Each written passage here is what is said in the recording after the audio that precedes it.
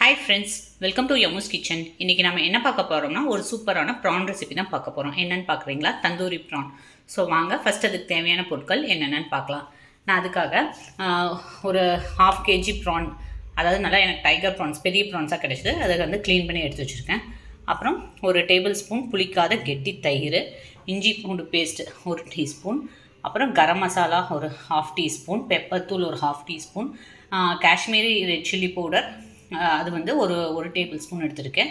அப்புறம் சீரகத்தூள் வந்து அந்த ஃப்ளேவருக்காக ஒரு 1/2 டீஸ்பூன், அப்புறம் லெமன் வந்து ஒரு 1/2 லெமன், உப்பு. இவ்வளோ தான் இதுக்கு தேவையான பொருட்கள். இது வந்து சிம்பிள் மேரினேஷன் தான், பட் வந்து டேஸ்ட் பார்த்திங்கன்னா அல்டிமேட்டாக இருக்கும்.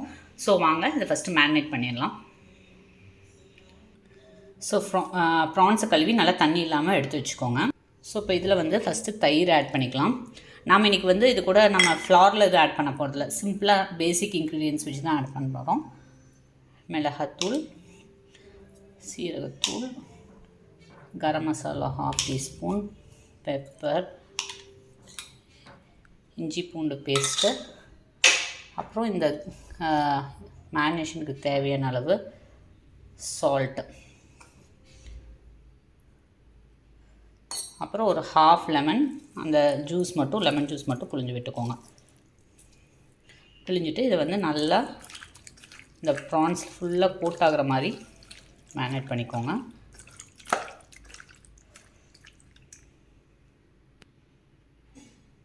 ஸோ பாருங்கள், நம்ம ப்ரான்ஸ் வந்து மேரினேட் பண்ணியாச்சு. இது அப்படியே வந்து ஒரு 20 to 30 minutes மேரினேட் ஆகட்டும். அப்புறமா நம்ம வந்து ஃப்ரை பண்ணிக்கலாம். நான் உங்களுக்கு ஃப்ரை பண்ணையில் காட்டுறேன்.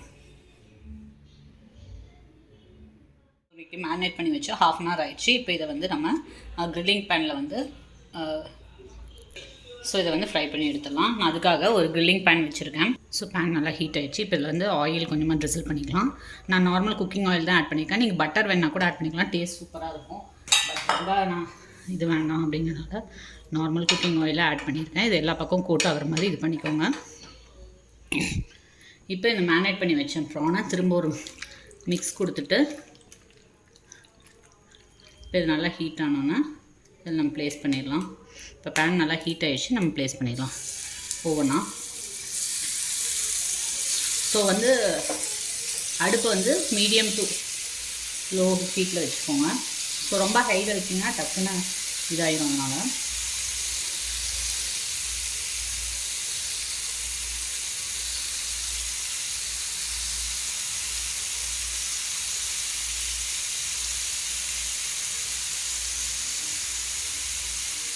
ஸோ இது மாதிரி எல்லாத்தையும் ப்ளேஸ் பண்ணிக்கோங்க. ஸோ நான் ப்ரான்ஸ் எல்லாத்தையும் ப்ளேஸ் பண்ணிட்டேன். இந்த மீதி இருக்க மசாலாவை அப்படியே மேலே கொஞ்சம் கொஞ்சமாக அப்ளை பண்ணிடுங்க. சும்மா லைட்டாக, அது அவ்வளோதான் கரெக்டாக. ஸோ இது ஒரு 2 seconds அப்படியே இதாகட்டும். அப்புறமா வந்து நம்ம ஃப்ளிப் பண்ணி போட்டுக்கலாம்.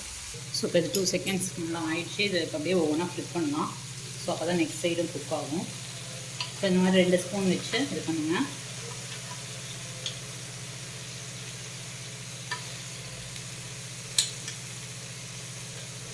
நான் இதை உங்களுக்கு ஃபுல்லாக ஃப்ளிப் பண்ணிவிட்டு காட்டுறேன். ஸோ பார்த்திங்கன்னா இப்போ நெக்ஸ்ட் சைடும் டர்ன் பண்ணி குக் ஆகிருக்கு. அப்படியே 2 seconds 2 சைடும் குக் பண்ணிவிட்டு ஆஃப் பண்ணிடலாம். ஏன்னா ப்ரான்ஸ் வந்து ரொம்ப நேரம் குக் ஆச்சுன்னா உங்களுக்கு பார்த்திங்கன்னா ஒரு மாதிரி ரப்பரி மாதிரி ஆகிடும். ஸோ மேலே லைட்டாக அந்த கோல்டன் இது மாதிரி இது ஆகுது. இதுலேயே உங்களுக்கு வந்து ஸ்மோக் எஃபெக்ட் வேணும்னா சார்கோல் வந்து ஒரு கிண்ணத்தில் போட்டு கூட வச்சுக்கணும். தந்தூரி ஃப்ளேவருக்கு நெய் விட்டிங்கன்னா செம்மையாக இருக்கும். பட் நம்ம இது வீட்டில் சும்மா இதாக ரஃபாக செய்யறதுனால நான் அதெல்லாம் பண்ணுவேன்.